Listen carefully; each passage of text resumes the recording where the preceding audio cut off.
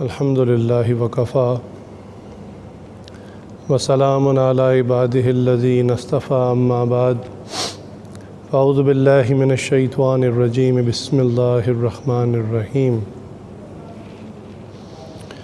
واذکر ربک فی نفسک تضرعا وخیفۃ ودون الجہر من القول بالغدو والآصال ولا تکن من الغافلین سبحان ربک رب العزة عما یصفون وسلام علی المرسلین والحمد للہ رب العالمین اللہم صلی علی سیدنا محمد وعلی آل سیدنا محمد وبارک وسلم اللہم صلی علی سیدنا محمد وعلی آل سیدنا محمد وبارک وسلم اللہم صلی علی سیدنا محمد وعلی آل سیدنا محمد وبارک وسلم۔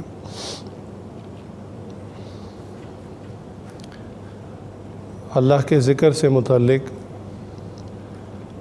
جو مضمون ہم نے شروع کیا تھا آج اس کی چوتھی نشست ہے۔ قرآن کریم کے اندر سورہ اعراف میں اللہ تعالیٰ فرماتے ہیں وَاذْكُرْ رَبَّكَ فِي نَفْسِكَ کہ ذکر کر اپنے رب کے نام کا اپنے جی میں، یعنی ای فی قلبک، اپنے دل میں۔ تو اس آیت کے اس ٹکڑے سے ذکر کی ایک قسم بیان ہو رہی ہے جسے ذکر خفی کہتے ہیں، مراقبہ کہتے ہیں۔ اور اسی آیت کے اندر اللہ تعالیٰ فرماتے ہیں کہ کبھی تم اپنے دل میں اللہ کو یاد کرو اور کبھی جو ہے آواز کے ساتھ، لیکن عاجزی کے ساتھ، چیخنا چلانا، اتنی زور سے چیخنا کہ دوسرے لوگ بھی پریشان ہو جائیں، اور مسجد میں انسان عبادت کر رہا ہو تو اللہ کا نام اتنے چیخ کے لے کے کوئی دوسرا عبادت ہی نہ کر سکے، ایسے نہیں، بلکہ آواز سے بھی ذکر کریں تو عاجزی کے ساتھ۔ اور اللہ تعالیٰ فرما رہے ہیں کہ تم غافلوں میں سے نہ ہو جانا، وَلَا تَكُن مِّنَ الْغَافِلِينَ، یعنی جو ذکر نہیں کرتا، چاہے مراقبہ ہو، خفی ذکر ہو، چاہے جہری ذکر ہو، زبان سے ذکر ہو، دونوں قسموں میں سے اگر کوئی بھی قسم انسان نہیں کرتا تو اس کا مطلب ہے کہ وہ غافلین میں شمار ہوتا ہے۔ تو آج کے مضمون میں ذکر کی اقسام ہیں۔ ذکر کی دو بنیادی اقسام ہیں، ایک کو کہتے ہیں ذکر جہری، آواز کے ساتھ ذکر، اور ایک کو کہتے ہیں ذکر خفی، خاموشی کا ذکر یا قلبی ذکر، مراقبہ بھی کہتے ہیں۔ جیسا کہ آپ دیکھتے ہیں کہ مساجد کے اندر جو ائمہ حضرات قرآن کریم کی تلاوت کرتے ہیں امامت کے دوران، بعض نمازوں میں جہری کرتے ہیں، بآواز بلند کرتے ہیں، اور بعض میں خفی تلاوت تو ہو رہی ہوتی ہے لیکن خفی ہوتی ہے۔ تو اس سے بھی ہمیں ان دونوں قسموں کے ذکر کا ثبوت ملتا ہے۔ ویسے چونکہ مضمون ذکر کثیر کا بھی چل رہا ہے کہ ذکر کریں اور کثرت کے ساتھ ذکر کریں، چونکہ ایک ہے صرف ذکر کرنا، آخر مسلمان ہے تھوڑا بہت ذکر تو کر ہی لیتا ہے، لیکن یہ جو 5-7 منٹ کا ذکر ہے نا، اس سے وہ تاثیر پیدا نہیں ہوتی، وہ ثمرات، وہ اثرات پیدا نہیں ہوتے کہ جو انسان چاہ رہا ہوتا ہے۔ ہمارا مسئلہ یہ ہے کہ ہم اپنے اکابرین کی، بزرگوں کی کیفیات کو پڑھتے ہیں نا جب کتابوں میں، کہ فلاں بزرگ کی روحانیت اتنی تھی، ان کو ایسے کشف ہوتا تھا، یا ان کو یہ چیزیں اللہ کی جانب سے ملی ہوئی تھی، تو فوراً پڑھتے خیال آتا ہے یہ آج یہ ساری صفات میرے اندر پیدا ہو جائیں۔ تو یہ چاہت تو اچھی ہے، لیکن جیسے ہر چاہت کے لیے کچھ نہ کچھ قربان کرنا پڑتا ہے۔ وہ کہتے ہیں نا نو پین نو گین، کوئی بندہ کسی بھی چیز کے لیے اگر محنت کرے گا اللہ تعالیٰ اس کو ثمرات دیں گے، لیکن اگر انسان محنت ہی نہ کرے اور سوچے کہ بس بیٹھے بٹھائے مل جائے تو وہ تو پھر نہ دنیا ملتی ہے نہ دین ملتا ہے۔ تو اس کے لیے انسان کو ہمت کرنی پڑتی ہے۔ چنانچہ اللہ تعالیٰ ذکر کثیر کے حوالے سے قرآن کریم کے اندر سورہ جمعہ کے اندر آیت نمبر 10 میں فرماتے ہیں وَاذْكُرُوا اللَّهَ كَثِيرًا لَعَلَّكُمْ تُفْلِحُونَ کہ تم اللہ تعالیٰ کا ذکر کثرت سے کرو تاکہ تم فلاح پا جاؤ، تاکہ تم کامیاب ہو جاؤ۔ ہر آدمی کامیاب ہونا چاہتا ہے، ہر آدمی چاہتا ہے، بھئی کوئی طالب علم ہو تو چاہتا ہے میں اپنی جو بھی تعلیم حاصل کر رہا ہوں، دین کی ہے، دنیا کی ہے، کوئی ڈگری کے لیے ہے، تو وہ چاہتا ہے میں کامیاب ہو جاؤں۔ کوئی بزنس مین ہے، وہ چاہتا ہے میں اپنے کاروبار میں کامیاب ہو جاؤں۔ کوئی ایتھلیٹ ہے، سپورٹس مین ہے، تو وہ چاہتا ہے میں اپنی جس کھیل میں آگے بڑھ رہا ہوں میں اس میں کامیاب ہو جاؤں۔ کوئی سیاستدان ہے، وہ چاہتا ہے میں اپنی سیاست میں کامیاب ہو جاؤں۔ کوئی سائنٹسٹ ہے، وہ کسی چیز پر ریسرچ کر رہا ہے تو وہ چاہتا ہے میں اپنی ریسرچ میں کامیاب ہو جاؤں۔ تو دنیا میں ہر آدمی کامیابی چاہتا ہے، اور اللہ رب العزت قرآن کریم کی اس آیت میں واضح لفظوں میں ارشاد فرما رہے ہیں کہ تم ذکر کثیر کرو۔ کیوں کرو؟ تاکہ تم کامیاب ہو جاؤ۔ کامیابی کا راز تو اللہ نے بتا دیا۔ اور ہمارا مسئلہ یہ ہے کہ ہم مسلمان ذکر کو اضافی اور فالتو چیز سمجھتے ہیں۔ ہم کہتے ہیں نماز وہ تو فرض ہے، وہ تو ضروری ہے، واقعی ضروری ہے، واقعی فرض ہے۔ روزہ وہ تو ضروری ہے، زکوٰۃ فرائض میں سے ہے، حج زندگی میں ایک دفعہ فرض ہے، لیکن ذکر کہتے ہیں ٹھیک ہے ٹائم مل جائے گا ذکر بھی کر لیں گے۔ اور اسی وجہ سے سالکین ذکر نہیں کر پاتے کہ ان کے دل میں اہمیت نہیں ہوتی۔ یہاں ایک چھوٹی سی بات عرض کرتا ہے چلوں، یہ جو وقت کا مسئلہ ہے نا کہ بھی کسی چیز کے بارے میں پوچھا جی آپ نے فلاں کام نہیں کیا، جی مجھے ٹائم نہیں ملا، تو ایسا ہرگز نہیں ہوتا کہ ٹائم نہیں ملا ہوتا۔ ہر انسان جب سو کر اٹھتا ہے تو اپنے سارے دن کا جو ٹائم ہوتا ہے نا اس کو وہ تقسیم کر لیتا ہے مختلف کاموں میں۔ اب چاہے وہ کھیل کا ہو، کوئی ویڈیو گیم کا ہو، یا پڑھائی کا ہو، یا کاروبار کا ہو، ملازمت کا ہو، والدین کی خدمت کا ہو، کوئی بھی کام، انسان اس میں جس چیز کی اہمیت جس کے دل میں زیادہ ہوتی ہے اپنا وقت اس کو ڈیڈیکیٹ کر دیتا ہے، اپنا وقت اس کے لیے مختص کر دیتا ہے، اور جس چیز کی اہمیت کم ہوتی ہے تو بندہ اس کو نیچے رکھتا ہے، لو پرائرٹی میں رکھتا ہے، اور سارے دن کے کام کرنے کے بعد شام میں، رات میں اگر اسے وقت ملے تو وہ فالتو اور اضافی کام کر لیتا ہے، ورنہ اسے چھوڑ دیتا ہے، اور چھوٹ جانے پہ بھی اسے کوئی افسوس نہیں ہوتا کہ کوئی بات نہیں، چھوٹ گیا تو کیا ہوا۔ لیکن یہاں یہ بات سمجھنے کی ہے کہ ذکر کرنے کے لیے اہتمام ضروری ہے۔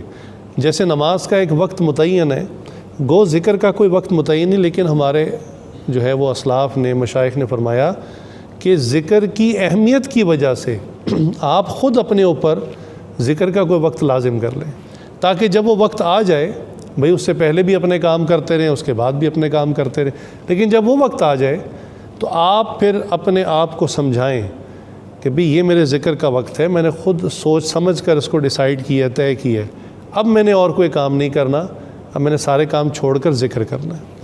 تو جو بندہ بھی ذکر کے لیے وقت متعین کر لیتا ہے، اب 24 گھنٹے میں آپ جو مرضی وقت طے کر لیں، وہ تو آپ کے اوپر ہے، اللہ کی طرف سے تو کوئی حکم نہیں ہے کہ بھئی کوئی خاص وقت طے کریں، اللہ نے تو ذکر کثیر کا حکم دیا،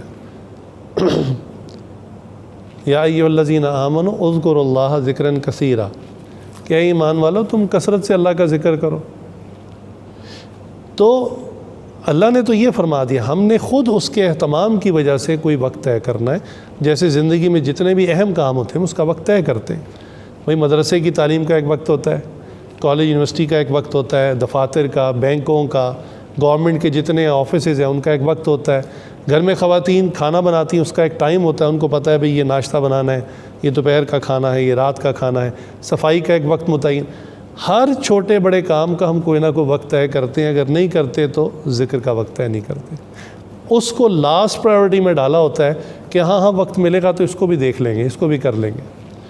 پھر کیا ہوتا ہے، ایک دن ذکر چھوٹا تو کوئی پرواہ نہیں، اگلے دن پھر چھوٹ جاتا ہے، تیسرے دن پھر چھوٹ جاتا ہے، چوتھے دن پھر چھوٹ جاتا ہے، اور اس کے بعد ذکر کی جو عادت بن گئی تھی وہ آہستہ آہستہ ختم ہونی شروع ہو جاتی ہے۔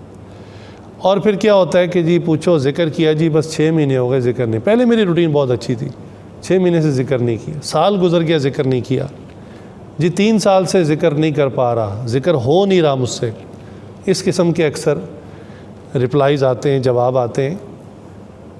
تو جو لوگ وقت طے نہیں کرتے ان کے ساتھ یہ مسئلہ آتا ہے۔ ہمارے شیخ حضرت ڈاکٹر صاحب دامت برکاتہم عالیہ، اب تو نہیں لیکن شروع میں حضرت کا ایک ذکر کے لیے وقت طے تھا، حتیٰ کہ حضرت اپنے پرائیویٹ کمرے کو، بیڈ روم کو کنڈی لگا لیتے تھے اندر سے، اور کسی کو اندر آنے کی اجازت نہیں ہوتی۔ گھڑی والا ٹائم طے کیا ہوتا۔ میں مثال کے طور پہ سمجھانے کے لیے کہ 1 گھنٹہ گھڑی دیکھ کر 8 سے 9 بجے کا ٹائم طے کیا بالفرض۔ اس وقت میں تمام گھر والوں کو اور پورے خاندان والوں کو پتہ ہوتا تھا کہ اس وقت میں اگر ہم ان سے ملاقات کے لیے جائیں گے تو دروازہ بند ہوگا، ملاقات نہیں ہوگی۔ لہٰذا شروع میں تو کچھ لوگ آئے، معلوم نہیں تھا، لیکن جب ان کو پتہ لگا تھی انہوں نے تو دروازہ بند کیا ہوا اور ان کے ذکر کا ٹائم ہے، اور ذکر کی آواز کمرے سے باہر آ رہی ہوتی تھی۔ حضرت ذکر جہری کرتے، چشتیہ سلسلے میں ذکر جہری ہے، تو اللہ اللہ کی آوازیں باہر آ رہی ہوتی تو کوئی بھی یہ نہ کہتا بھی میں نے ضروری ملاقات کرنی ہے، ضروری بات کرنی ہے، تھوڑی دیر کے لیے بلا دیں۔ ان کی اہلیہ بھی اماں جان فرماتی بھی ابھی وہ دروازہ نہیں کھولیں گے، ذکر کا وقت پورا ہوگا پھر دروازہ کھولیں گے۔ لہٰذا حضرت نے کئی سال اس طرح اہتمام سے ذکر کیا، حتیٰ کہ آہستہ آہستہ پورے خاندان والوں کو، دور دراز کے لوگوں کو پتہ چل گیا کہ اس وقت میں جانے کا کوئی فائدہ نہیں، اس وقت ان کی اللہ سے ملاقات ہے، انہوں نے دروازہ بند کیا ہوا۔ اس طرح اہتمام سے جو بندہ ذکر کرتا ہے پھر اس کا ذکر کبھی نہیں چھوٹتا۔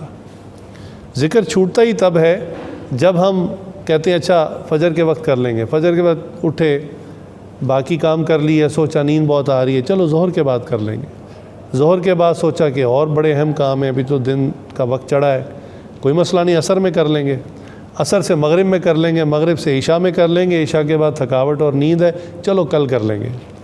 اسی طرح اس کو لنگر آن کرتے کرتے، پینڈنگ کرتے کرتے وہ ذکر ہاتھ سے چھوٹ جاتا ہے۔ اس لیے بعض مشائخ نے تربیت اور اصلاح کی غرض سے یہ تک کہا کہ گو ذکر کی قضا نہیں ہے، جیسے نماز چھوٹ جائے تو قضا کرنی ہوتی ہے، ذکر کی قضا نہیں، لیکن فرمایا اپنے نفس کی اصلاح کے لیے ذکر کی بھی قضا کیا کرو۔ اگر ایک دن نفس نے آپ کو چکمہ دے دیا، آپ کو ڈاج کر دیا، اور اس دن کے آپ ذکر اذکار معمولات نہ کر سکے، رہ گئے، تو اگلے دن یہ نہ کریں کہ میں اگلے دن آج کے کروں گا۔ اپنے نفس پر بوجھ ڈالیں کہ بچوں اب میں نہیں چھوڑوں گا، اب آج والے بھی کروں گا، اور جو کل تو نے چھوڑے تھے، آرام کیا تھا، میں کل والے بھی تیرے پہ ڈالوں گا۔ اس کا نتیجہ کیا ہوگا کہ نفس سیدھا ہو جائے گا۔ جب اتنا بوجھ آئے گا کہ ڈبل ذکر کرنا پڑے گا، تو تیسرے دن جو ہے نا وہ کہے گا بھائی آج کے ہیں نا اتنا ہی کر لو، یہی کافی ہے، یہ ڈبل ذکر مجھ سے نہیں ہوتا۔ تو یہ بھی ہمارے مشائخ نے سکھایا۔ اللہ رب العزت نے بھی قرآن کریم کے اندر سورہ نساء میں ذکر تھوڑا کرنے کا شکوہ کیا، فرمایا وَلَا يَذْكُرُونَ اللَّهَ إِلَّا قَلِيلًا، کہ اللہ کا ذکر نہیں کرتے مگر تھوڑا سا۔ تو اس لیے ذکر بھی کرنا ہے اور ذکر کثیر کرنا ہے، اور اس کے لیے اہتمام سے وقت متعین کرنا ہے۔ جتنے بھی احباب جو باقاعدگی سے ریگولر ذکر آج تک کرتے آئے ہیں، ان کے اندر ایک عادت دیکھی کہ وہ کوئی وقت متعین، بھائی یا تو کوئی نماز کا وقت باندھ دے، مثال کے طور پہ آپ کہیں کہ میں نے تہجد میں ذکر کرنا ہے۔ اچھا، جن کو تہجد مل جاتی ہے الحمدللہ بفضل باری تعالیٰ، وہ تہجد میں کریں، سب سے بہترین وقت ہے، یکسوئی ہے، تنہائی ہے انسان، اور ویسے بھی حدیث میں آتا ہے اللہ تعالیٰ آسمان دنیا کے قریب آ جاتے ہیں، اس وقت ذکر کی لذت ہی کچھ اور ہوتی ہے۔ لیکن جو لوگ تہجد نہیں پڑھ پاتے وہ اس کو تہجد کے ساتھ نتی نہ کریں، ہوگا کیا کہ آنکھ نہیں کھلے گی، تہجد بھی جائے گی، ذکر بھی چلا جائے گا۔ تو جن کو پتہ ہے کہ بھی تہجد کبھی کبھار ملتی ہے تو وہ تہجد کے ساتھ اس کو نہ جوڑیں، فجر کے ساتھ جوڑ لیں، ظہر کے ساتھ، عصر، مغرب، عشاء کے ساتھ، اور اگر نمازوں کے ساتھ نہیں ہے تو آپ ویسے ہی کلاک کا کوئی ٹائم رکھ لیں، بھئی 5 سے 6، 7 سے 8، 9 سے 10، کوئی وقت طے کر لیں، چاہے 10 منٹ ہو، 15 منٹ ہو، آدھا گھنٹہ ہو، 1 گھنٹہ ہو، آپ اس کو لاک کر لیں اپنی زندگی میں۔ اس سے انشاءاللہ اہتمام ہوگا، آپ کو بہت فائدہ ہوگا۔ ذکر کثیر کی کیا اہمیت ہے، اس کو چند مثالوں سے آپ سمجھ لیں۔ دیکھیں، پانی جو ہے نا زمین کے اندر ایک خاص گہرائی پہ ہوتا ہے، ہر علاقے میں گہرائی مختلف ہوتی ہے۔ کسی علاقے میں بہت زیادہ ڈیپ آپ کو کھدائی کرنی پڑتی ہے، یعنی 200 فٹ 300 فٹ پہ جا کے صاف پانی ملتا ہے۔ پنجاب میں ہمارے یہاں ذرا جلدی نکل آتا ہے۔ اب مثال کے طور پہ پانی ہے صاف پانی 100 فٹ کی گہرائی پر ہے بالفرض، اور بور کرنے والا، سوراخ کرنے والا ایک دن جو ہے وہ 20 فٹ تک کھدائی کرے اور 20 فٹ کے بعد کہے کہ اب میں تھک گیا ہوں، آج کا سارا دن چلا گیا، اب میں کل دوبارہ کھدائی کروں گا، اگلے دن آ کر نئی جگہ پر 20 فٹ کھدائی کرے اور پھر سارا دن گزر جائے گا، تیسرے دن آ کر پھر نئی جگہ پر 20 فٹ کھدائی کرے۔ آپ سمجھ سکتے ہیں کہ یہ بیچارہ کئی سال تک بھی 20 فٹ ہر دفعہ نئی نشست اور نئی جگہ پر یہ کرتا رہے گا تو اس کو کبھی پانی نہیں ملے گا۔ لگ کر ایک ہی مرتبہ جب یہ ہمت کر کے 100 فٹ ایک ہی جگہ پر لگاتار کھدائی کرے گا، اس کو پانی مل جائے گا۔ تو یہی مثال ہے کہ ہم ذکر کریں تھوڑا سا 5-7 منٹ پھر چھوڑ دیں، اگلے دن پھر 5-7 منٹ پھر چھوڑ دیں، پھر 5-7 منٹ پھر چھوڑ دیں، تو دیکھیں اس سے وہ نتائج نہیں ملیں گے، ثواب مل جائے گا۔ ثواب تو حدیث میں آتا ہے ایک مرتبہ سبحان اللہ کوئی شخص کہہ دے جنت میں بہت بڑا درخت لگ جاتا ہے۔ تو ذکر کے جو اجر و ثواب ہے وہ ایک الگ چیز ہے، ذکر کے جو اثرات ہیں انسان کے اوپر یہ الگ چیز ہے۔ تو اس لیے پانی نکالنے کے لیے آپ کو یکمشت ایک ہی جگہ پر مسلسل کھدائی کرنی ہوتی ہے۔ یہی مثال ذکر کثیر کی ہے کہ مطلق ذکر کے اجر و ثواب مل جائے گا، جنت میں درخت لگ جائیں گے، لیکن جو تاثیر ہم چاہتے ہیں، اللہ کی محبت ہے، اللہ تعالیٰ کی معرفت ہے اور روحانیت کی ترقی ہے، وہ ہمیں حاصل نہیں ہوگی۔ ایک اور مثال سے سمجھیں، آپ نے چائے پکانی ہو، آپ نے کیتلی لی اور اس کے اندر جو ہے وہ پانی ڈال دیا، پتی بھی ڈال دی، بالفرض دودھ اور چینی سب کچھ ڈال دیا اور چولہے پر رکھا، آگ پر ساتھ ہی اتار لیا۔ آپ بتائیے کیا چائے تیار ہو جائے گی؟ بالکل نہیں ہوگی۔ کیوں؟ اس کو آگ کی ابھی کثرت نہیں ملی، آپ نے رکھتے ہی اس کو فوراً اتار لیا، اس کو آگ کی کثرت کی ضرورت تھی۔ ہوگا کیا جب آپ ایک مستقل کچھ دیر تک کے لیے اس کو آگ پر رہنے دیں گے تو آپ دیکھیں گے کہ پہلے پانی میں کوئی حرکت نہیں تھی، لیکن مسلسل آگ ملنے کی وجہ سے کچھ دیر کے بعد پانی کے اندر چھوٹے چھوٹے بلبلے پیدا ہونے شروع ہوں گے، پھر آپ دیکھیں گے کہ ہلکا ہلکا پانی کی اوپر کی سطح ہلنی شروع ہو گئی ہے، پھر پانی میں جوش آنا شروع ہوگا، حتیٰ کہ پانی پھڑپھڑانے لگے گا اور اس میں سے دھواں نکلنے لگ پڑے گا۔ ہاں اب یہ ابلنے کے قریب ہے، اب اس کو آگ کی کثرت پہنچ چکی، اب آپ کی چائے تیار ہو جائے گی۔ بالکل اسی طرح ہم چند منٹ کا ذکر کریں گے، اجر و ثواب بہت مل جائے گا، لیکن وہ جو روحانی لطائف پھڑپھڑاتے ہیں نا، وہ کیفیت نہیں نصیب ہوگی، وہ ذکر کثیر سے ہوگی۔ گھر کے اندر خواتین جو ہیں وہ ان کو شوق ہوتا ہے کوکنگ کا، بیکنگ کا، تو وہ بعض اوقات کیک جو ہے نا اس کو بیک کرتی ہیں، اوون میں ڈالتی ہیں، کیک کا مواد بنا کر اوون میں ڈالتی۔ اب کیک جو ہے نا یہ تیز آنچ پہ نہیں پکتا کہ آپ چولہے پہ رکھ کے چولہا تیز کر دیں، وہ سڑ جائے گا، ختم ہو جائے گا، یہ بڑا صبر والا کام ہوتا ہے۔ تو اوون کے اندر اس کو ایک مخصوص ٹیمپریچر دینا ہوتا ہے اور ایک مخصوص وقت تک کے لیے دینا ہوتا ہے، اس میں جلد بازی نہیں ہوتی، اور وہ ٹیمپریچر آہستہ آہستہ آہستہ آہستہ آہستہ آہستہ بالآخر اس کیک کو تیار کر دیتا ہے، وہ بالکل ریڈی ہو جاتا ہے۔ اگر اس وقت سے پہلے نکال لیا جائے تو کیک اچھا رہ جاتا ہے۔ بالکل یہی مثال ذکر کثیر کی کہ جب آپ ذکر مستقل کرتے رہتے ہیں، اللہ کا نام دل پہ ڈالتے رہتے ہیں، تو آہستہ آہستہ آہستہ آہستہ بالآخر دل کا جو کیک ہے وہ بن کر تیار ہو جاتا ہے، اس کی زمین زرخیز ہو جاتی ہے۔ ہمارے حضرت نے ایک بڑی اچھی مثال دی، فرماتے ہیں کہ دیکھو ذکر کثیر جو ہے اس کو کرنے سے انسان کو بہرحال ایک وقت میں جا کر ایسا درجہ مل جاتا ہے کہ اللہ تعالیٰ اس پر اپنی نعمتیں اور فتوحات کھول دیتے۔ جب تک انسان اس درجے تک، اس لیول تک ذکر کو نہ پہنچائے تو تب تک وہ ساری نعمتوں سے محروم رہتا ہے۔ اچھا انسان کیا چاہتا ہے کہ تھوڑی سی محنت کی، تھوڑا سا صلہ تو ملے نا، پھر تھوڑی اور کی، پھر تھوڑا سا صلہ ملے۔ جبکہ دنیا کے معاملات میں بھی ہم دیکھتے ہیں کہ ایسا نہیں ہوتا۔ بھئی ایک چوکیدار 30 راتیں روزانہ جاگتا ہے، روز تکلیف اٹھاتا ہے، نیند کو قربان کرتا ہے، چکر لگاتا ہے، گشت کرتا ہے، حفاظت کرتا ہے، سیٹیاں بجاتا ہے، اور 30 دن جب پورے ہوتے ہیں پھر اس کو تنخواہ ملتی ہے۔ ایسا تو نہیں ہوتا کہ ایک رات جاگے اور جا کے کہے جناب آج رات کے جتنے پیسے بنتے ہیں وہ مجھے آپ دے دیں، اگلے دن پھر جا کے پیسے مانگنا شروع کر دیں، ایسا تو نہیں ہوتا۔ 30 دن یا 30 راتیں مسلسل محنت کرنے کے بعد پھر مہینہ پورا ہوتا تنخواہ ملتی ہے۔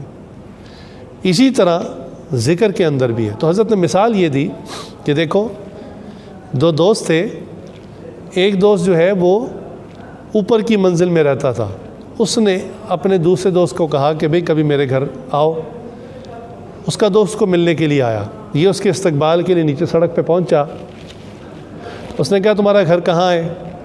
اس نے کہا اوپر کی منزل میں۔ تو اس نے کہا کہ بھائی گرمی بہت زیادہ ہے، اتنا پسینہ گرمی پریشانی کے عالم میں آیا ہوں، تو مجھے کچھ ٹھنڈا پانی پلاؤ، کچھ تھکاوٹ ہوئی ہے آرام کرنے کے لیے، مجھے کوئی گدا دو، بیٹھنے کی جگہ دو۔ تو وہ کہنے لگا کہ بھائی آپ ایسا کریں، تھوڑی سی ہمت کریں، میرے ساتھ آپ اوپر چلیں، میرا گھر اوپر کی منزل میں ہے، 100 سیڑھیاں آپ کو چڑھنی ہیں۔ جب 100 سیڑھیاں ہم چڑھ جائیں گے تو آپ کو ٹھنڈا پانی بھی ملے گا، اے سی کی ٹھنڈی ہوا بھی ملے گی، آرام کرنے کے لیے بیڈ بھی ملے گا، تمام سہولتیں آپ کو مل جائیں گی۔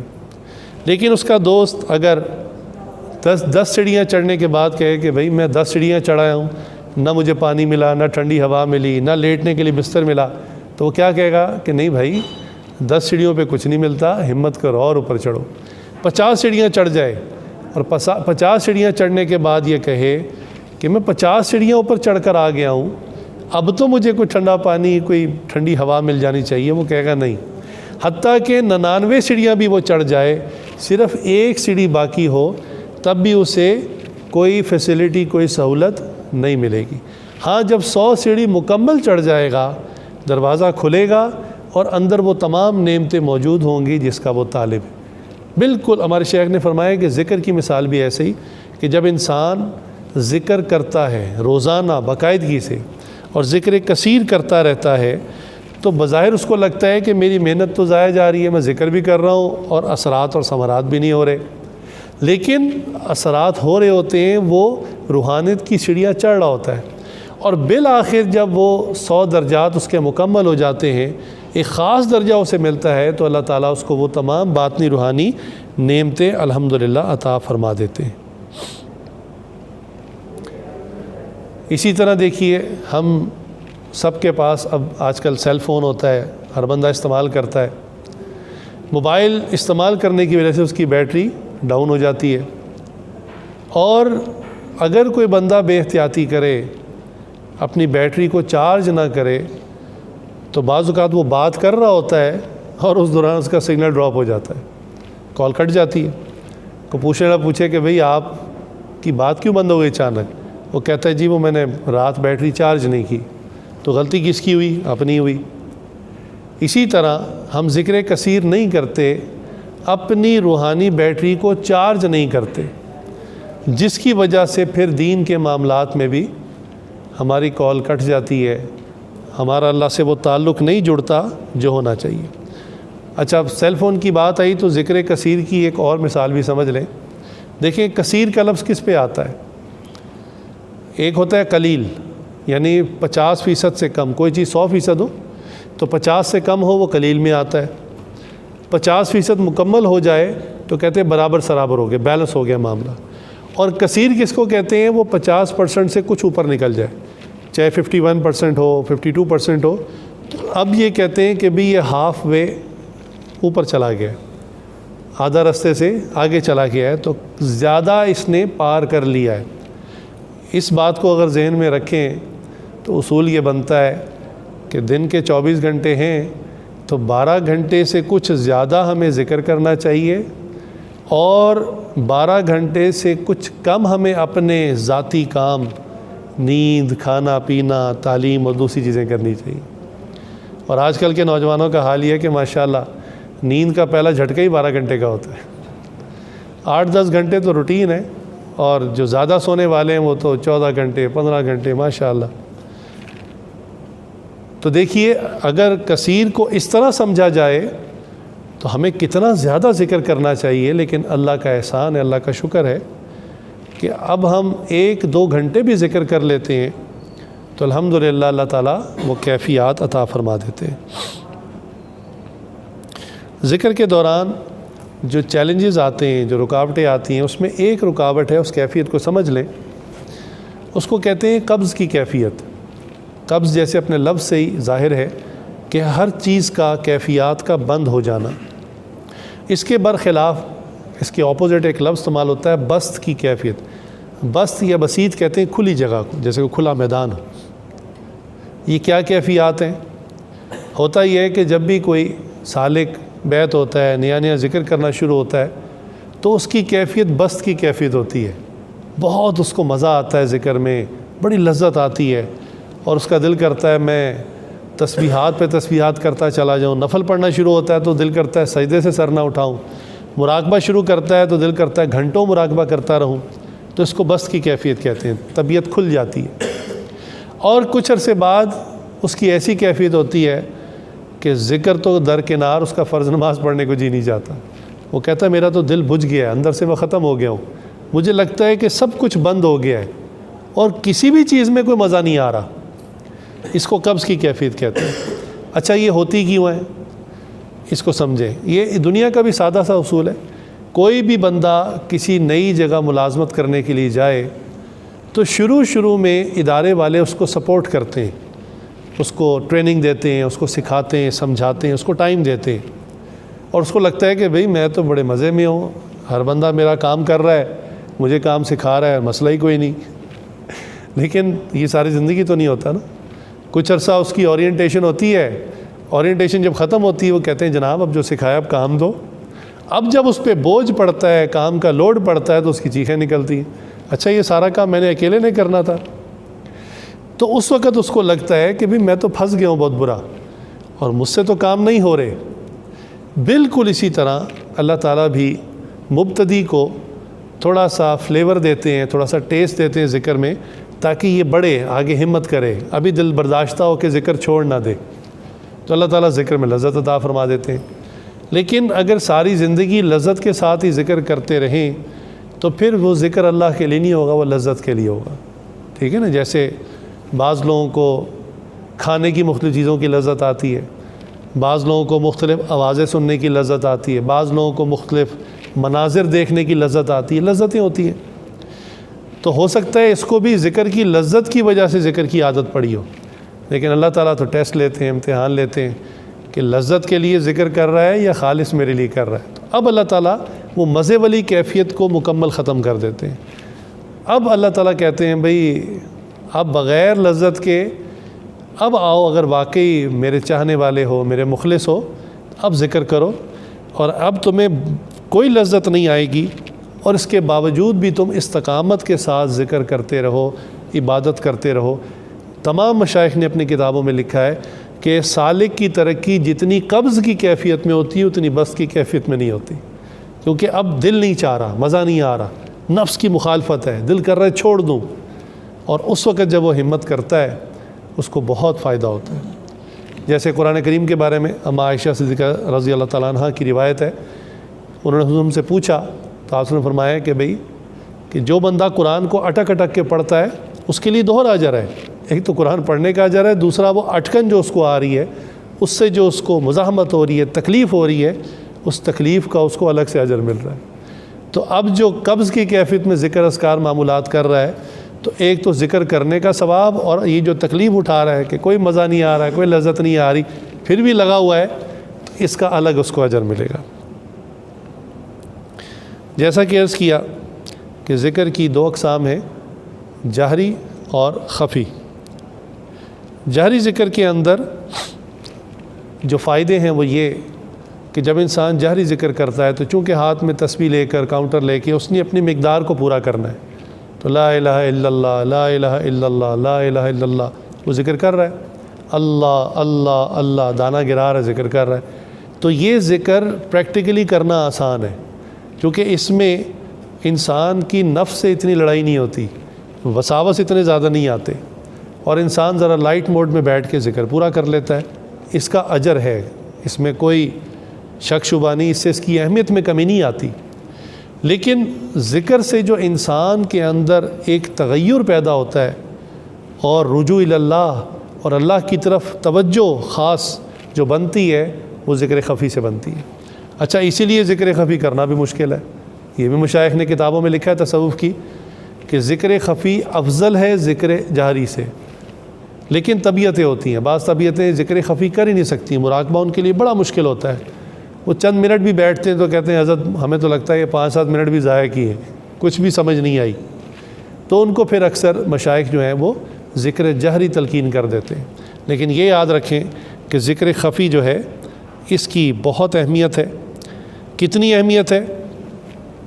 جیسا کہ قرآن کریم میں اللہ تعالیٰ نے بھی فرمایا وَاذْكُرْ رَبَّكَ فِي نَفْسِكَ، کہ ذکر کرو اپنے رب کے نام کا اپنے جی میں، تو یہ بھی امر کا صیغہ ہے۔ تو مراقبہ کرنا، ذکر خفی کرنا یہ قرآن سے ثابت ہے۔ اور اس کی حیثیت کیا ہے؟ دیکھیں، معمولات کا نا ایک سیٹ ہوتا ہے، مشائخ معمولات دیتے ہیں، اس میں کچھ نوافل ہوتے ہیں، تہجد کے ہو گئے، اشراق چاشت توابین کے ہو گئے، تحیۃ الوضو کے ہو گئے، مردوں کے لیے تحیۃ المسجد کے ہو گئے، مختلف حاجات ہیں، انسان کی ضروریات ہیں، توبہ کے نفل ہیں، حضور اکرم صلی اللہ علیہ وسلم سے محبت، ان کی سنت کا شوق، اس کے نوافل ہیں، جتنی نیتیں آپ کرتے چلے جائیں، تو یہ نوافل کی ایک قسم ہے۔ تو معمولات کے اندر ایک نوافل ہوتے ہیں، ایک قرآن کی تلاوت ہوتی ہے جو باقاعدگی سے کرنی ہوتی ہے، مقدار انسان خود اپنی سہولت سے طے کر لیتا ہے، اور ایک پھر تسبیحات ہیں کہ جس میں لا الہ الا اللہ کی تسبیح ہے، اللہ اللہ کی تسبیح ہے، الا اللہ کی تسبیح ہے، اور ایک مراقبہ ہے کہ وہ تلقین کرتے ہیں مبتدی کو کہ کم از کم 15 سے 20 منٹ شروع میں آپ مراقبہ کرنا شروع کریں اور اطلاع کرتے رہیں تاکہ آہستہ آہستہ آپ کا مراقبہ بڑھایا جائے، آپ کے مراقبے بڑھایا جائے۔ اب سالک کرتا کیا ہے؟ سالک وہی غلطی کرتا ہے جو ایک عام مریض بعض کا غلطی کرتا ہے۔ مریض ڈاکٹر کے پاس جاتا ہے، اب ڈاکٹر بھی اس کو 2-3 چیزوں کے سیٹ دیتا ہے، مثلا اس کی بیماری کو دیکھ کر وہ ایک اینٹی بائیوٹک لکھتا ہے۔ اینٹی بائیوٹک وہ مین دوا ہے جس نے بیماری کو اللہ کے حکم سے کیور کرنا ہے۔ دوسرا وہ ملٹی وائٹامن دیتا ہے کہ بھی جو اس کو اب تک کمزوری ہو گئی ہے، اس بیماری نے اس کو کمزور کیا ہے، تو ذرا میں اس کا سسٹم بوسٹ کر دوں۔ اور تیسری جو ہے اس کو اکثر پین کلر دیتا ہے کہ بھی اس کو جسم میں دردیں ہو رہی ہیں تو ان دردوں کو وقتی طور پر ختم کرنے کے لیے پین کلر دیتا ہے۔ تو یہ عموماً 3 یا 4 قسم کی ادویات ڈاکٹر لکھ کے دیتا ہے۔ اب مریض کیا کرتا ہے؟ پین کلر بھی کھا لیتا ہے، ملٹی وائٹامن بھی کھا لیتا ہے، اور اینٹی بائیوٹک جو مین چیز تھی اس کو چھوڑ دیتا ہے۔ اب یہ مدتوں تک بھی ملٹی وائٹامن کے پھکے مارتا رہے، پین کلر کو کھاتا رہے کہ جس سے دردیں ختم ہو جاتی ہیں عارضی طور پہ، اور اینٹی بائیوٹک نہ کھائے تو اس کو شفا نہیں ہوگی۔ بالکل یہی مثال مراقبے کی ہے کہ مراقبہ ہمارے مشائخ فرماتے ہیں یہ ذکر اذکار میں ریڑھ کی ہڈی کی مانند ہے، اس سے نفس پر چوٹ پڑے گی، وساوس سے مقابلہ کرنا آئے گا، اور رجوع اللہ، توجہ اللہ کرنی آئے گی جو مین چیز ہے۔ تو سالکین کیا کرتے ہیں؟ پوچھا جی آپ نے معمولات کریں، جی حضرت لکھ کر بھیجتے ہیں قرآن کی تلاوت اتنی ہو گئی، نوافل اتنے پڑھ لیے، تسبیحات اتنی کر لی، فلاں اتنا کر لیا، مراقبہ جی مراقبہ نہیں ہو سکا۔ تو بھئی اینٹی بائیوٹک تو آپ نے لی نہیں، پھر کہتے ہیں جی مجھے تو 2 سال ہو گئے بیعت ہوئے تو مجھے تو کوئی فرق نہیں پڑ رہا۔ بھئی ڈاکٹر آپ کو دوائی دے اور دوائی مریض نہ کھائے تو غلطی ڈاکٹر کی ہے کہ مریض کی؟ تو بالکل اسی طرح مراقبے کی حیثیت معمولات کے اندر اینٹی بائیوٹک کی ہے۔ اس کو اتنا بڑھائیں کہ کم از کم آدھا پونا گھنٹہ، یہ کم از کم ہے، اس سے زیادہ کرنے والے بھی ہیں، 1 گھنٹہ 2 گھنٹہ کرنے والے بھی ہیں، اس سے بھی زیادہ کرنے والے ہیں، اس زمانے کی بات عرض کر رہا ہوں۔ تو لیکن کم از کم اتنا تو کریں۔ چنانچہ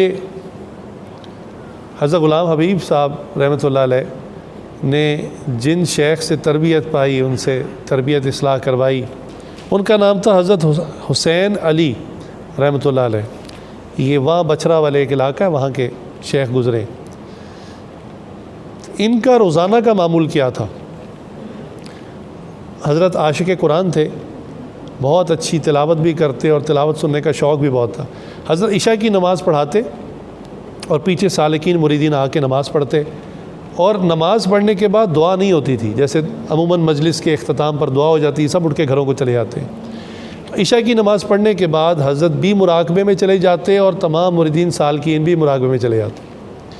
اور کیا ہوتا کہ مراقبہ کتنا لمبا ہوتا کہ بھی سالکین کو اجازت تھی کہ جو تھک جائے یا جس کا معمول پورا ہو جائے وہ اٹھ کر چلتا جائے، لہٰذا کوئی 1 گھنٹے بعد اٹھ کر چلا جاتا، کوئی 2 گھنٹے بعد اٹھ کر چلا جاتا، کوئی 3 گھنٹے بعد اٹھ کر چلا جاتا، حتیٰ کہ تہجد کے وقت میں جب حضرت سر اٹھا کر پیچھے دیکھتے تو سب مریدین جا چکے ہوتے، حضرت اسی طرح اٹھ کر تہجد پڑھنا شروع کر دیتے۔ ایسے اکابرین بھی گزرے ہیں اس امت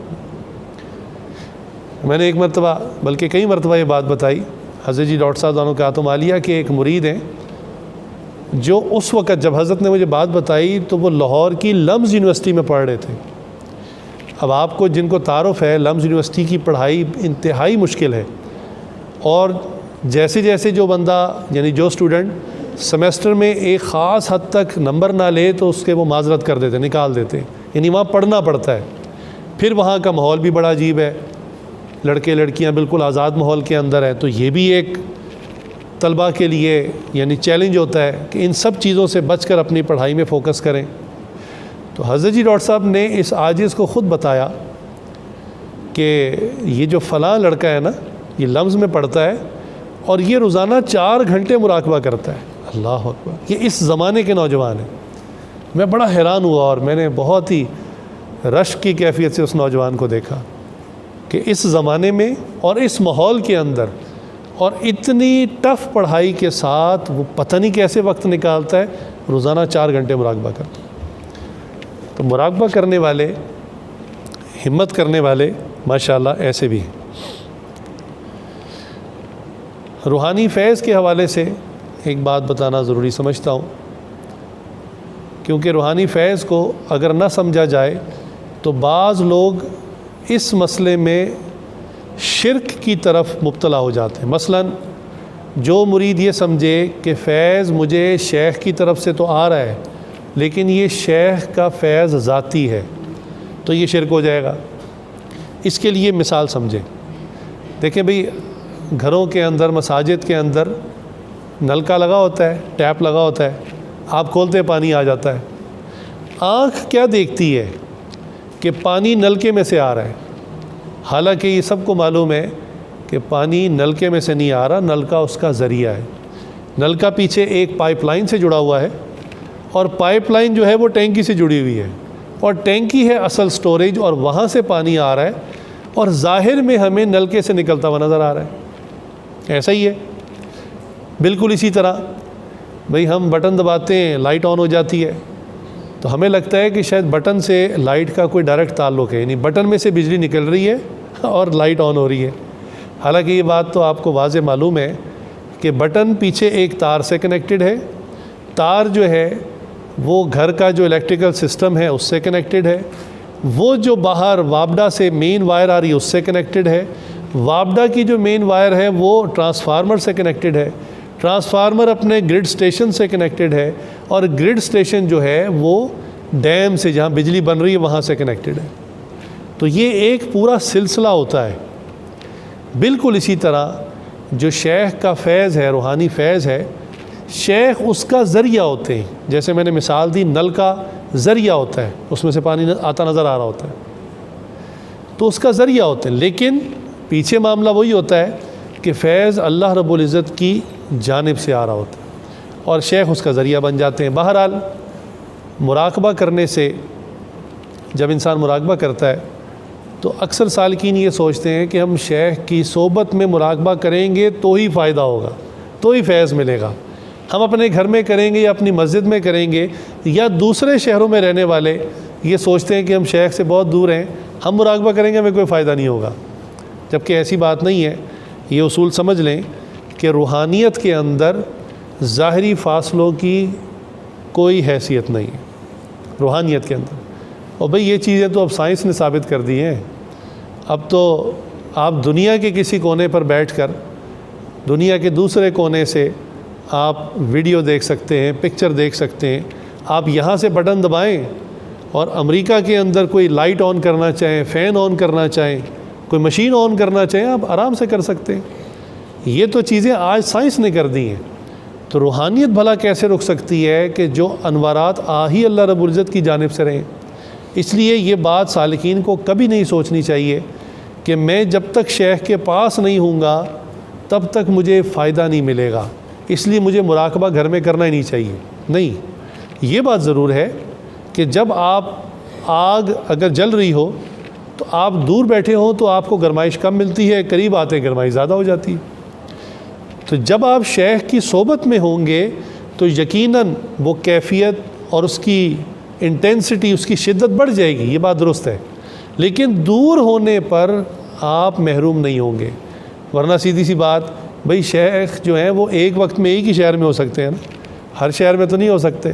تو اگر دوسرے شہروں والے جو مریدین ہیں تو وہ تو پھر روحانی فیض پا ہی نہیں سکتے. اور جو خواتین ہیں وہ تو ویسے ہی فاصلے پر ہوتی ہیں، وہ تو اپنے گھروں میں انہوں نے رہنا ہے، انہوں نے تو نہ شیخ کو دیکھنا ہے نہ قریب آنا ہے، انہوں نے تو ہمیشہ پردے میں رہنا ہے. تو اس کا مطلب وہ تو پھر ہمیشہ محروم رہیں گی. ایسی ہرگز بات نہیں. روحانیت کے سفر میں ظاہری فاصلے کبھی بھی نقصان کا سبب اور ذریعہ نہیں بنتے، ہمیشہ اللہ تعالیٰ فائدہ پہنچا دیتے ہیں. دوسری بات، شیخ آپ کو مراقبہ کروائیں یا کسی اور مرید کو مراقبہ کروائیں، وہ جب بھی مراقبہ کرواتے ہیں وہ نیت صرف آپ جو موجود ہوتے ہیں ان کی نہیں کرتے، بلکہ ان کے پوری دنیا میں جتنے مریدین ہوتے ہیں وہ ان سب کی نیت کر لیتے ہیں. لہٰذا پوری دنیا میں مریدین جہاں جہاں بھی ہوتے ہیں وہاں وہاں اللہ تعالیٰ ان کو فیض پہنچا دیتے ہیں. اور کئی مریدین اس کو محسوس بھی کرتے ہیں کہ وہ اپنے کام کاج میں لگے ہوتے ہیں اور اچانک ان کے دل کی جو ہے نا وہ دھڑکن اور وہ جو یعنی ذکر قلبی ہے وہ جاری ہو جاتا ہے. اور ان کو محسوس ہوتا ہے کہ ایک دم بظاہر ہم نے کوئی ایسا عمل نہیں کیا لیکن دل کی دھڑکن جو ہے وہ اللہ اللہ کرنا شروع ہو گئی ہے. تو یہ ممکن ہے یہی وہ وقت ہو کہ جس وقت شیخ اپنی جگہ پر خود مراقبہ کر رہے ہوں یا کسی اور کو کروا رہے ہوں اور آپ کی بھی نیت کر لی ہو. اسی لیے بیعت ہونے کے بہت سارے فائدے ہیں. اس پر تفصیلی اس حاجز نے بیان بھی کیا ہے کہ بیعت ہونے والوں کو یہ فائدہ ہوتا ہے کہ شیخ جب بھی دعا کرتے ہیں تو وہ کہتے ہیں یا اللہ میری تمام روحانی اولاد کو، میرے تمام مریدین کو ہدایت عطا فرما، خاتمہ بالایمان عطا فرما، ان کو ذکر کی لذت عطا فرما، ان کو عبادت کا شوق عطا فرما، سجدوں کا سرور عطا فرما. تو جو بھی بیعت ہوگا بالفرض شیخ کو اس وقت نام بھی یاد نہیں ہے تو اس کو یہ دعائیں پہنچ جائیں گی. اسی طرح روحانی فیض بھی پہنچ جائے گا.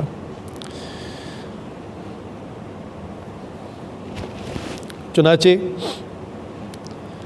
مراقبہ کرنا کس طرح سے؟ تو مراقبے کا طریقہ بہت آسان ہے. آپ نے فزیکلی جسمانی طور پہ انتہائی آرام والے پوسچر میں بیٹھنا ہے. بعض سالکین اپنے جسم کو اکڑا لیتے ہیں. بھئی روحانیت کو ایسے زور لگا کے نہیں کھینچا جاتا، یہ تو انتظار رحمت میں بیٹھنا ہے. مراقبے کی ایک تعریف حضرت نے یہ کی، اللہ تعالیٰ کی رحمت کے انتظار میں بیٹھنا، پتہ نہیں کب دروازہ کھل جائے. تو جیسے ایک بندہ انتظار میں بیٹھا ہوتا ہے، اطمینان سے ریلیکس بیٹھا ہوتا ہے، میں تو بیٹھا ہوں، جب بھی دروازہ کھل جائے رحمت کا، وہ دروازہ کھولنا میرے اختیار میں نہیں، ہاں بیٹھنا میرے اختیار میں. چنانچہ چار زانو ہو کر، جس کو ہم کہتے ہیں آلتی پالتی مار کر بیٹھنا، آپ اس طرح بیٹھ جائیں اور قبلہ رخ ہو جائیں تو بہت اچھا، شرط نہیں. باوضو ہو کر بیٹھیں، ایک مرتبہ وضو کر لیں. اگر مراقبے کے یا ذکر جہری کے دوران وضو ٹوٹ جائے تو صرف وضو کرنے کے لیے نہ اٹھیں، چونکہ عموماً دیکھا گیا کہ جو وضو کر کے بیٹھیں اور درمیان میں ان کا وضو ٹوٹ جائے وہ وضو کی نیت سے اٹھتے ہیں اور شیطان پھر ان کو اچک لیتا ہے. اٹھتے ساتھ ہی ان کو کوئی کام یاد آتا ہے، اچھا میں وہ کام کر لوں دوبارہ آ جاتا ہوں، اور پھر اس کام کے بعد اگلا کام اگلا کام اگلا کام. اور اگر موبائل ہاتھ میں آ گیا تو بس پھر گئے کام سے، پھر تو کوئی کام نہیں ہوتا. اس لیے مشائخ نے فرمایا کہ ایک مرتبہ وضو کر کے بیٹھ جائیں. اگر درمیان میں وضو ٹوٹ جائے تو آپ صرف وضو کرنے کے لیے نہ اٹھیں، چونکہ مراقبے کے لیے ذکر کے لیے وضو کا ہونا فرض نہیں ہے، لازم واجب نہیں ہے. ہاں اچھی بات ہے، اللہ کا نام لینا ہے، باوضو ہونا چاہیے. تو قبلہ رخ ہو جائیں بہت اچھا، باوضو ہو جائیں بہت اچھا. لیکن خاص مراقبے کے لیے دو باتیں اور یاد رکھیں. ایک تو تنہائی کا وقت تلاش کریں. آپ کے 24 گھنٹے میں آخر کار ایسا وقت ہوتا ہے کہ جس وقت آپ کو یکسوئی تنہائی حاصل ہوتی ہے. تنہائی کا وقت اس لیے کہ اگر آپ کسی ایسے وقت میں مراقبہ کریں، چاہے مرد ہوں یا خواتین گھروں میں مراقبہ ایسے وقت میں کریں جس وقت میں لوگ پاس ہیں، باتیں کر رہے ہیں، تو انسان ہے، کان تو کھلے ہوئے، تو بہرحال آواز اندر جاتی ہے اور انسان کی توجہ بھی ڈسٹریکٹ ہو جاتی ہے، توجہ ہٹ جاتی ہے۔ اگر اللہ نے اتنی وسعت دی ہے، گھر میں زیادہ کمرے ہیں، تو کسی ایسے کمرے میں چلے جائیں جہاں آپ اکیلے ہوں، کوئی اور نہ ہو۔ اور اگر گھر چھوٹا ہے، بالفرض ایک ہی کمرہ ہے، تو آپ کوئی ایسا وقت طے کر لیں جس وقت میں باقی لوگ سوئے ہوتے ہیں، جیسے تہجد کا وقت ہے یا عشاء کے بعد جیسے اکثر لوگ باقی سو جاتے ہیں، تو آپ اپنا وقت وہ بنا لیں جو سہولت کا وقت۔ تو ایک تو تنہائی کا وقت اور دوسرا آپ کی فراغت کا وقت، یہ دو اہم چیزیں ہیں۔ آپ کا فارغ ہونا بھی ضروری ہے۔ ایک تو ہے نا کہ لوگ کوئی پاس نہیں ہے، ایک ہے کہ آپ کا مصروفیت کا وقت ہے، آپ نے کہا چلو میں مراقبہ جلدی جلدی کر لیتا ہوں۔ تو جب آپ مصروف ہوں گے یا ذہنی وساوس پہلے چل رہے ہوں گے، پہلے ہی آپ کسی کام میں مشغول ہوں گے، آپ مراقبہ نہیں کر سکیں گے۔ آپ پہلے اپنا کام کرائیں، کام کرنے کے بعد فارغ ہو کر آ کے مراقبے میں بیٹھ جائیں، ہاں اب آپ لمبا مراقبہ کر سکتے ہیں۔ تو یہ مراقبے کا طریقہ ہے کہ انسان ظاہراً چار زانو ہو کر بیٹھ جائے، تنہائی کے وقت میں، فراغت کے وقت میں۔ اگر ایک مرتبہ باوضو ہو جائے تو بہت اچھا، قبلہ رخ ہو جائے تو بہت اچھا۔ اسی لیے بعض لوگ نمازوں کے ساتھ مراقبے کو جوڑ لیتے ہیں، وہ بھی اچھا ہے، چونکہ نماز پڑھ کر انسان قبلہ رخ بھی ہوتا ہے، باوضو بھی ہوتا ہے۔ تو یہ اس کی ظاہری صورت ہے۔ سر کو جھکا لیں، اور سر کو جھکا کر قلب جو ہے ہمارا، ہم ہر ایک کا لیفٹ سائڈ پر ہوتا ہے، یعنی بائیں جانب ہوتا ہے، اس طرف آپ گردن کو جھکا لیں، اور اندر ہی اندر جو ہے وہ تخیل میں، خیال میں ایک نیت یہ کریں کہ جیسے آپ کو آپ کا دل اور قلب نظر آ رہا ہے، ہارٹ بنا ہوا نظر آ رہا ہے، اور اللہ تعالیٰ کی رحمت جو ہر وقت برستی رہتی ہے، اللہ کی رحمت برس رہی ہے اور وہ دل کی طرف جا رہی ہے، اور وہ جو اللہ کا نور اور رحمت آ رہی ہے دل پر، اس کی وجہ سے دل میں سے سیاہی اور کالک نیچے سے بہہ کر نکل رہی ہے، اور دل صاف ہوتا جا رہا ہے، منور ہوتا جا رہا ہے، روشن ہوتا جا رہا ہے۔ یہ آپ تخیل میں، اور دل کے روشن ہونے کی وجہ سے دل شکرانے میں کہہ رہا ہے اللہ اللہ اللہ۔ یہ آپ نے زبان سے نہیں کہنا۔ یہ فرق ہے ذکر جہری میں اور ذکر خفی میں، مراقبے میں اور ذکر جہری میں فرق ہے کہ ذکر جہری میں آپ زبان سے اللہ اللہ کرتے ہیں، ذکر خفی میں، مراقبے میں آپ زبان نہیں ہلاتے، بلکہ آپ خاموشی سے سنتے ہیں۔ جیسے عاجز بول رہا ہے، آپ سب خاموشی سے سن رہے ہیں، اسی طرح دل اللہ اللہ بول رہا ہے، آپ خاموشی سے اس کو سن رہے ہیں، تو زبان نہیں ہلانی۔ اچھا، اسی پر اکثر سالکین مبتدی جو ہیں وہی شکوہ کرتے ہیں کہ جی ہم تو بیٹھے رہتے ہیں 15-20 منٹ اور ہمیں تو کوئی اللہ اللہ کی آواز نہیں آتی۔ تو ان سے یہی گزارش ہے کہ آپ نے ذکر شروع کیا، ذکر کثیر نہیں کیا، آپ تھوڑا سا حوصلہ کریں، تھوڑا صبر کریں، روزانہ باقاعدگی سے 15-20 منٹ کرتے رہیں، انشاءاللہ بہت جلد آپ کو دل والی سائیڈ پر ہی ایک دھڑکن محسوس ہوگی۔ میں اکثر یہ بات سمجھاتا ہوں کہ ایک نارمل عام آدمی اپنے دل کی دھڑکن نہیں سن سکتا، ہاں دوسرے کی دھڑکن آپ ہاتھ لگا کے محسوس کر سکتے، اپنی دھڑکن آپ نہیں سن سکتے۔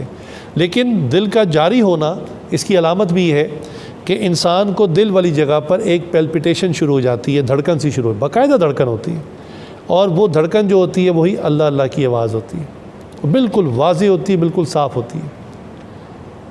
اس کی مثال حضرت نے ایک اور اچھے انداز سے دی، فرمایا کہ آپ کبھی بس میں بیٹھے ہوں تو بس چونکہ ڈیزل انجن ہوتی ہے تو اس میں وائبریشن ہوتی ہے، تو اگر آپ کبھی بس میں بیٹھے ہوں، بس کھڑی ہو مگر سٹارٹ ہو، اس کا انجن سٹارٹ ہو، تو آپ نے کبھی سیٹ پر ہاتھ رکھا ہو یا بس کی سائیڈ پر ہاتھ رکھا ہو تو ہلکی ہلکی موومنٹ آپ کو محسوس ہوتی ہے کہ بس دائیں بائیں ہلکی ہلکی ہل رہی ہے۔ فرمایا یہ کیفیت، اور یہ اتنی زبردست مثال ہے کہ اس عاجز نے جب ذکر شروع کیا تو کوئی کیفیت محسوس نہیں ہوتی تھی مراقبے میں، لیکن پھر الحمدللہ ذکر کرتے کرتے کرتے واقعتاً یہ کیفیت لگتا تھا جسم ہلکا ہلکا دائیں بائیں ہل رہا ہے، خود بخود، انسان نہیں ہلا رہا۔ تو یہ کیفیت الحمدللہ نصیب ہو جاتی ہے۔ اس کو کہتے ہیں قلب کا جاری ہو جانا، دل کا جاری ہو جانا۔ مراقبے کے اندر جو سب سے بڑی رکاوٹ ہے وہ ہے وساوس کی بوچھاڑ، کیونکہ اسی کا علاج ہے۔ یاد رکھیں کہ جس مرض کا علاج کیا جائے، جب اس کو ڈاکٹر چھیڑتا ہے نا تو اسی جگہ تکلیف شروع ہوتی ہے اور پہلے سے زیادہ درد شروع ہو جاتی ہے۔ بھئی پہلے آپ ذکر مراقبہ نہیں کر رہے تھے، آپ کا شیطان بھی آرام سے بیٹھا ہوا تھا، وہ کہتا ہے بھئی یہ تو پہلی غفلت میں اس کو کیا مزید غافل کروں. لیکن جیسے ہی آپ نے اللہ کا نام لینا شروع کیا تو اس نے بھی آستین چڑھا لی کہ بھئی اب تو یہ اللہ کی طرف بڑھ رہا ہے، لہٰذا وہ بھی زور لگائے گا، آپ کو روکے گا. آپ کو مراقبے میں وہ باتیں یاد آئیں گی جو شاید آپ کو سالوں پہلے بھول چکی تھی، حتیٰ کہ بعض بچپن کی باتیں یاد آنی شروع ہو جائیں گی. کاروباری لوگوں کو کاروباری معاملات، بھولے ہوئی ڈیلز یاد آنی شروع ہو جاتی ہیں، حتیٰ کہ کوئی رقم کوئی کہیں رکھ کے بھول گیا اور اس کو یاد نہیں آ رہی تھی تو مراقبے میں اس کو وہ بھی یاد آ جاتی. اللہ ایسا وساوس آتے ہیں، شیطان کا مقصد ہوتا ہے اس وقت آپ کو اٹھا دے.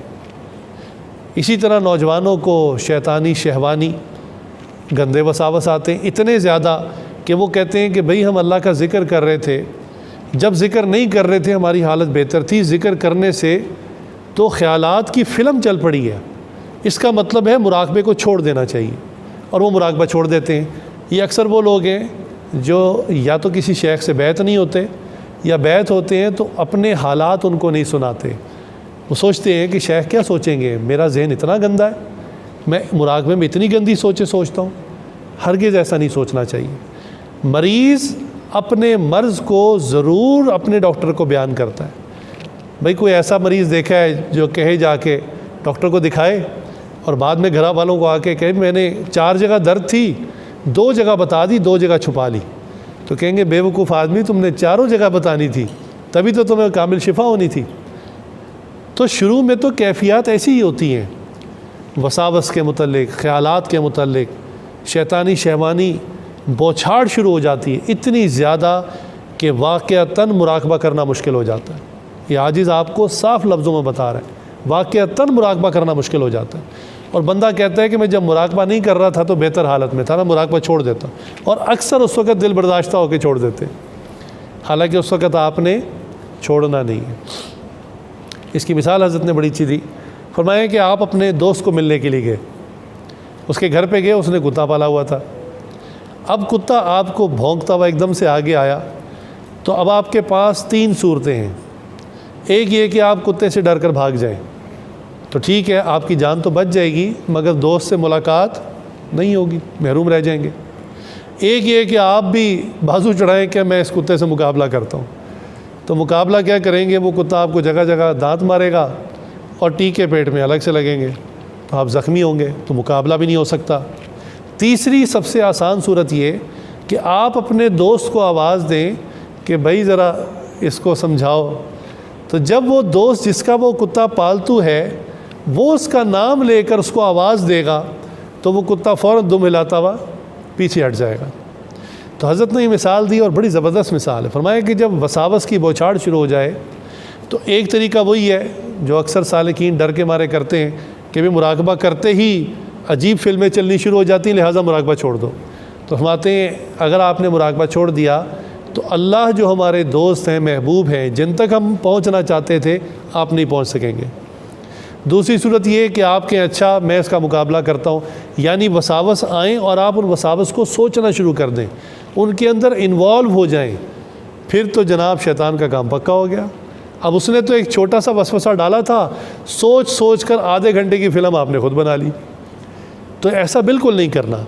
آپ نے وسوسے کو چھوڑ کر اللہ کی طرف متوجہ ہونا ہے. شیطان اللہ کی ایک مخلوق ہے، اللہ تعالیٰ اس کو پرے کر دیں گے تو وہ چلا جائے گا. اور ایسا ہی ہوتا ہے کہ مبتدی کے لیے مراقبہ کرنا ذرا مشکل ہوتا ہے، بگنرز کے لیے، لیکن جب آپ مراقبہ کرتے رہتے ہیں بالآخر ایک وقت آتا ہے کہ وساوس پہلے کم ہوتے ہوتے پھر تقریباً ختم ہو جاتے ہیں. پھر کبھی کبھار کوئی وسوسہ آتا ہے، لیکن چونکہ آپ کو وساوس سے ڈیل کرنا آ گیا ہوتا ہے تو الحمدللہ جان چھوٹ جاتی ہے. ایک اور مثال سے سمجھیں کہ ٹریفک کانسٹیبل جس کا کام ہے ٹریفک کو چلائے رکھنا، وہ چوک کے بیچ میں کھڑا ہوتا ہے اور چاروں طرف سے گاڑیاں اس پر چڑھ رہی ہوتی ہیں، چاروں طرف سے ٹریفک آ رہی ہوتی ہے. اس کا کام کیا ہے کہ ادھر کی گاڑی کو ادھر نکال دے، ادھر کی گاڑی کو ادھر نکال دے، ٹریفک کو رکنے نہ دے. اگر کوئی گاڑی اس نے روک لی یا رک گئی تو ساری ٹریفک پھنس جائے گی اور وہ ناکام ہو جائے گا. اس کا کام ہے ٹریفک کو چلائے رکھے، ادھر کی گاڑی ادھر، ادھر کی گاڑی ادھر. فرمایا وساوس سے بھی آپ نے ایسے ہی لڑنا ہے کہ وساوس آئیں گے، وسوسہ آیا اس کو ادھر کر دیا، اس والے کو ادھر کر دیا، سوچنا نہیں ہے اسے، فوراً توجہ بنانی ہے کہ نہیں میں تو ذکر کر رہا ہوں اللہ کا، اور فوراً اللہ کی طرف توجہ کرنی ہے اور اللہ کی طرف دھیان کرنا ہے، تو وسوسہ فوراً ختم ہو جائے گا۔ لہٰذا مراقبہ یہ وہ ذکر ہے کہ جس سے ترقی بہت جلدی اور بہت زیادہ ہوتی ہے، لیکن مراقبہ بھی ذکر کثیر والا ہو۔ 5-7 منٹ والا مراقبہ کر کے کہیں جی ہمیں 2 سال ہو گئے مراقبہ کرتے ہوئے، ہمیں تو کچھ نہیں حاصل ہو رہا، تو اس کی تفصیل سے مثالیں اس عاجز نے دے دی ہیں۔ لہٰذا ذکر کو پہلے سمجھنا ہے، اس کے بعد سمجھ کر پھر کرنا ہے، اور کرنا کثرت کے ساتھ۔ اللہ تعالیٰ سے دعا ہے اللہ تعالیٰ ہم سب کو ذکر کثیر کرنے والا بنائے۔ وآخر دعوانا ان الحمد للہ رب العالمین۔